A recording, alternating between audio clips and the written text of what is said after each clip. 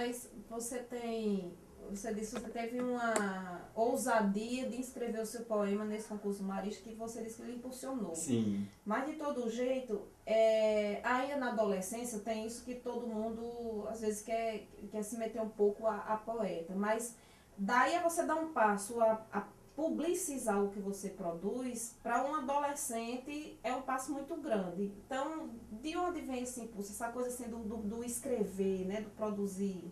Você falou um pouco dos seus contatos com as letras, com a leitura ainda no Cônego Monte, mas essa coisa para escrever, para você...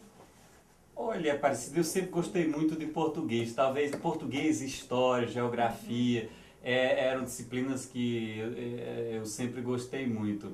E português mais ainda. Então eu sempre gostei de escrever as redações, né? Então quando eu escrevi os meus primeiros poemas e ao participar desse concurso, ter sido agraciado com os primeiros lugares, se você puder me pegar esses 2 troféuzinhos que estão lá do lado de lá, os últimos, eu vou até mostrar para servir como referência isso. Esses troféus, eles têm nada mais, nada menos que 21 anos, e eu guardo eles comigo como essa lembrança desse momento em que eu ganhei os 2 concursos, tanto do recital quanto o da escrita, da análise. Então a partir daí eu comecei a sonhar de que talvez pudesse escrever alguma coisa com alguma qualidade, né? Já tinha isso de gostar de português, de gostar de literatura, então comecei a dar vazão, vamos dizer assim, a este poeta que estava dentro de mim, que talvez tenha sido despertado a partir de uma maneira mais forte a partir desse concurso. E não paro mais de escrever, né? Dizem que até os 18 anos, 17, aquilo que você citou, né? Todo jovem é um pouco poeta, todo mundo escreve seus sentimentos, né? O difícil é passar disso, né? Você continuar escrevendo, né? Continuar tendo um olhar para a construção de uma obra literária. Isso, bem ou mal, eu tento fazer com os meus escritos, que têm se transformado em livros, né? E não é apenas isso. Acho que eu me orgulho bastante do trabalho que a gente desencadeou aqui de revelar os poetas da cidade, não é? A partir de um projeto que eu idealizei no início da década de 90, chamado Poesia Viva, e que resultou na produção de antologias poéticas em Santa Cruz, né? A primeira delas, né, da qual muito me orgulho por ter organizado, né? O Templo, os Tempos Diversos, traz 23 poetas de Santa Cruz que não tinham perspectiva nenhuma de publicação das suas obras, não tinha publicação em Santa Cruz.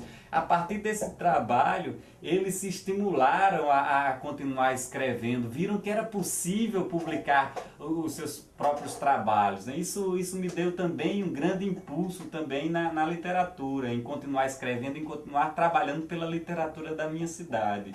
E aí nós conseguimos formar um grupo de poetas que sempre se encontrava. E o resultado está aí. A gente tem tantos livros de poetas de Santa Cruz. Seu Antônio de Pádua Borges é um destes, né, que escreveu a partir... Você se tornou também, então, dessa continua forma, a escrever a partir daí. Um pouco, não apenas escritor, mas pode dizer assim, editor também.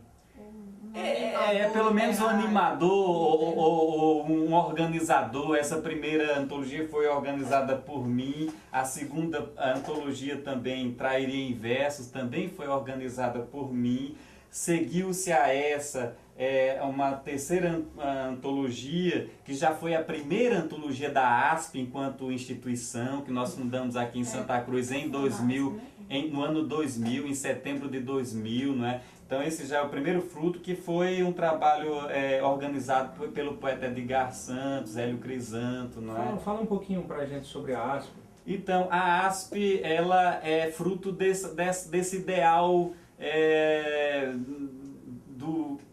a poesia viva que eu citei, que nós começamos a reunir os poetas com vistas à produção de uma primeira antologia, que foi o Templo, os Tempos Diversos. Então depois nós sentimos a necessidade de juntarmos como um grupo, fazermos uma associação onde nós pudéssemos estar discutindo poesia, mostrando os nossos trabalhos, indo às escolas mostrar a poesia de Santa Cruz, né? E isso felizmente rendeu frutos muito positivos. Nós já estamos na 4ª antologia, né? A partir desse sonho, desse ideal, que é Cantos e Contos do Trairi, que foi lançado em 2008 aqui em Santa Cruz, né? E a história continua, a gente continua com o intuito, com a vontade de continuar produzindo antologias literárias em Santa Cruz. É interessante destacar que a maior parte são de poetas, né? A cidade ainda não revelou tantos contistas ou mesmo romancista. Santa Cruz ainda está virgem, vamos dizer assim, de um romancista, de um romancista que resida na cidade. Embora eu tenha a impressão que Socorro Trindade tem origem em Santa Cruz e é escritora de romance também, além de poesia. Pablo sabe mais do que eu. É muito interessante a sua questão. Eu me socorreria do poeta Fernando Pessoa, que diz: tudo vale a pena quando a alma não é pequena, né?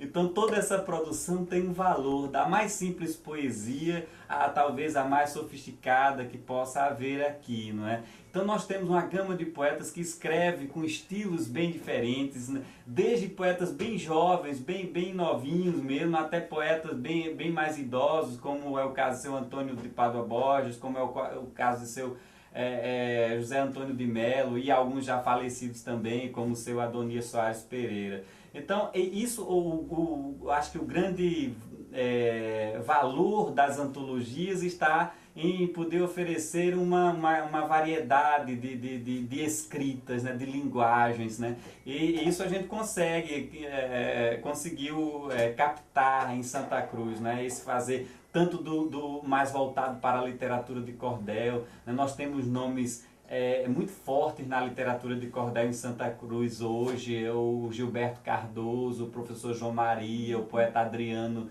Bezerra, todos fazem parte das nossas associações. Existem hoje 2 associações de poesia em Santa Cruz, a ASP e a APOESC, não é? Ambas, é bom que se diga, né? Tem programas, olha que maravilha isso, que riqueza isso. Tem programas na Rádio Comunitária Santa Rita de divulgação da poesia, que é uma coisa muito rara de se ver nas rádios. As rádios comerciais, nem pensar, né? E eu sou apresentador de um destes programas, que é o Verso e Companhia, que vai ao ar nas quintas-feiras, de 3 às 4 da tarde. E Gilberto e o Hélio Crisanto fazem também um programa pela manhã, a Poética em Canto e Verso. Eu acho que é esse o título, né? Então o que a gente percebe, Pablo, desse trabalho todo é que há um amor à poesia de um grupo que continua a produzir, a estimular outras pessoas, a novos escritores. A Casa de Cultura fez recentemente um concurso de declamação de poesias, do qual eu participei como jurado, e pude ver jovens e também idosos declamando seus próprios poemas. Então isso dá muita alegria, dá muita satisfação em ver. E não só os poetas, também atores. Eu posso citar um dos momentos que eu mais me emocionei, que eu acho que foi uma das maiores homenagens que eu vivi e vivenciei, foi o grupo de atores do Arte Viva, que é um grande grupo de teatro em Santa Cruz, declamando minhas poesias no bairro Paraíso, o bairro onde eu nasci, o bairro da minha infância. Então isso não tem preço, né? Aí eu olhei assim e disse: poxa, então já valeu a pena. Olha, Pablo, eu já disse um grande escritor russo, eu já não me recordo se o Tolstói ou exatamente quem, mas canta a tua aldeia que você estará cantando o mundo, não é? Então, e o leitor, aquele que gosta muito de ler, ele é esse antena da raça, ele absorve, o olhar dele está no local, mas também está no universal. A guerra que acontece lá no Iraque me preocupa, isso está na minha poesia. O imperialismo americano me preocupa, isso está também em minha poesia. Só para citar um poema, quando houve a guerra civil em Ruanda, eu vendo as imagens na televisão, eu me emocionei e escrevi um poema bem curtinho, simples, que diz assim: na rua anda, corre, morre, no rio Rui Ruanda.